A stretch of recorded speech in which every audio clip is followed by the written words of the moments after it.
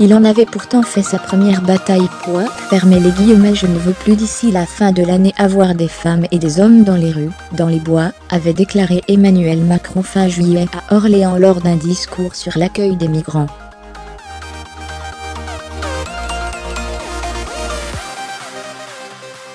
C'est une question de dignité, une question d'humanité et d'efficacité, avait affirmé le chef de l'État.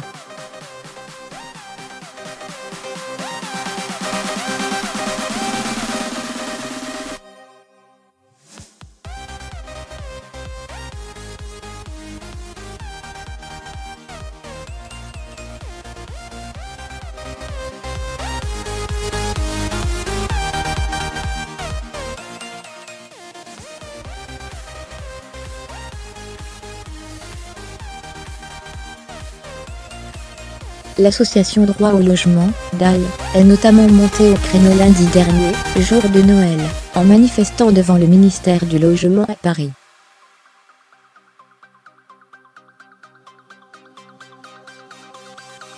Il y a de plus en plus de sans-abri, alors qu'on n'a jamais eu autant de logements vacants. Il y a de la place, s'était agacé le porte-parole de l'association, Jean-Baptiste Ayrault.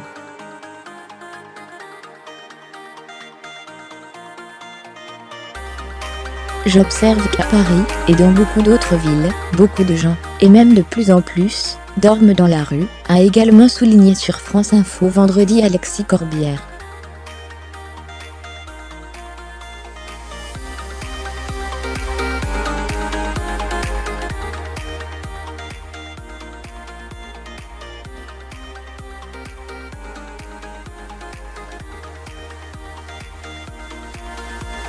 Un effort sans précédent pour sa défense. Le gouvernement veut mettre en avant les mesures réalisées sur la question du logement.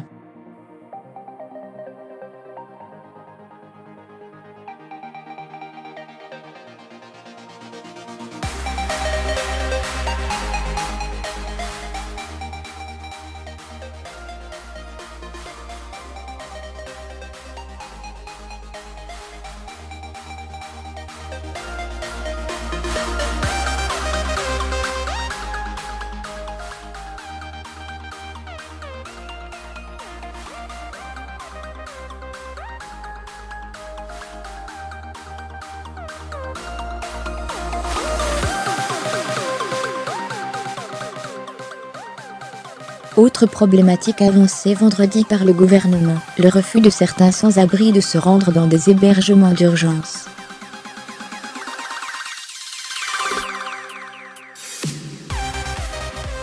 Quand les associations vont à la rencontre des personnes, il y en a beaucoup qui refusent de venir avec eux. Il y en a beaucoup qui préfèrent ne pas avoir un hébergement d'urgence et rester dans la rue.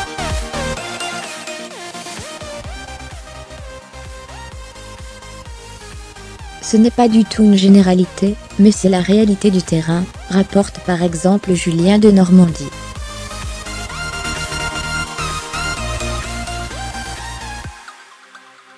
Interrogé par BFM vendredi, Christophe Castanet confirme « Vous avez encore des places d'accueil disponibles en Île-de-France, et dans les grandes villes, peut-être pas assez, il faut un peu de temps pour améliorer cela. »